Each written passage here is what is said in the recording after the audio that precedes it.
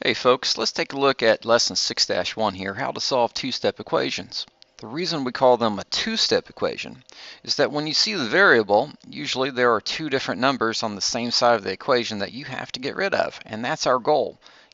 Get the variable to one side by itself, and we're going to do it by doing the opposite.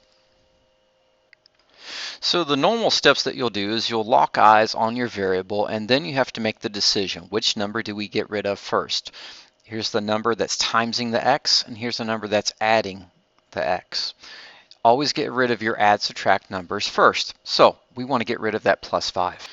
It's a rule. When you look at these equations, get rid of any number that's adding or subtracting first. So I'll put this in orange to match up with this one. Now, how do we do it? We do the opposite. Since we're adding 5, we're going to subtract 5. 5 minus 5 is 0, and that makes it go away. However, we're going to take this and we're going to copy it on the other side of this equal sign, and we're going to put it right here. That lets the 2x fall straight down. And again, the 5 minus 5, all of this is gone, it's cleared out. The equal sign falls straight down, and 11 minus 5 is 6. Now we can get rid of the second number, which was multiplying. So I'm going to make this little rule right here, and we're going to call this one, get rid of the second number that's multiplying and dividing second. So this was multiplying at the very beginning. And the reason we didn't get rid of this one first was it had an adding number. So always get rid of your adding or subtracting number first. And then you can come back and get rid of the multiply dividing number. So 2 is multiplying x. The opposite of that is dividing. Make sure you show it's being divided by 2 using the fraction bar like this. We want to show division that way. And then again, just like we had the minus 5 here and we copied it on the other side of the equal sign, we're going to take the divided by 2 and we're going to copy it on the other side of the equal sign here. 2 divided by 2 is 1, and 1 times x is x. So really we don't need to write the 1. The x is just going to fall straight down. And then the equal sign is falling, and then 6 divided by 2 is 3. Now, if you're wondering, is this the correct answer? What you would do is you'd come up here and you go, well, 2 times x. Well, x is 3, so 2 times 3 is 6. 2 times 3 is 6, and 6 plus 5 is indeed 11. So it made it true, so that's correct. Now we're going to come over here, we're going to do the exact same thing. Your eyes should lock in on x, and we have to get rid of the negative 2, and we have to get rid of the 7. Okay? Which one do we get rid of first? 7 is adding, so we'll get rid of that one first. This negative 2 is dividing the x, so x divided by negative 2, so we'll get rid of that one second. How do we get rid of the plus 7? We'll do the opposite, and we'll say minus 7 on both sides. Now the x divided by negative 2 can fall straight down, and what's happening is right here, including the signs in front of them to the left, they're canceled out. That's 0. There's no need to write plus 0 there, so that's gone.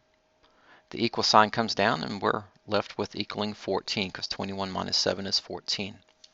The last step that we need to do is we need to get rid of this. X is being divided by negative 2, so we'll multiply this by negative 2. And then we'll do the same thing to this side, multiply it by negative 2. X equals negative 28. Let's come down and take a look at our last two problems here. Right away I see the y, it has an 11 subtracting from it, and the 9 is multiplying.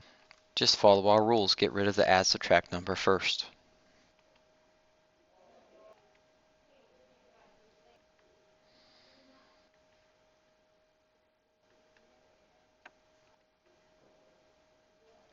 Now we can get rid of the 9. And since it's multiplying, hopefully you can see that that's why we would divide. So 18 divided by 9 is 2. Now, this problem right here, and ignore this right up here, but this problem right here, the variable is on the right side of the equal sign, and the 2.05 is dividing, and the minus 2 is hanging off here to the side. So I would still do the same thing with the variable, it's just I'm working on the right side of the equal sign because that's where the variable is. This is my subtract number, and this is a divide number, so get rid of the subtract number first. Add 2, and then do that on the other side of the equal sign. Now negative 15 plus 2 is negative 13, so that's what I'm going to write right here. And the equal sign drops straight down, and the m divided by 2.05 is going to be dropping right here. What's happening right here? Well, the very reason that we chose to add 2 was to make the minus 2 go away. Negative 2 plus 2 is 0, so that's gone. Sometimes I even draw a line through the box, but this is what we're left with, and now we can get rid of this division number. Well, since it's dividing, we multiply. And I always like to write it in parentheses right up here at the same level that the variable is at. I can draw a line through there if I want, and then we just copy this and do the same thing over here to this side right here with the negative 13. After all of that, we get negative 26.65, or negative 26 and 65 hundredths, and this m is free to drop straight down.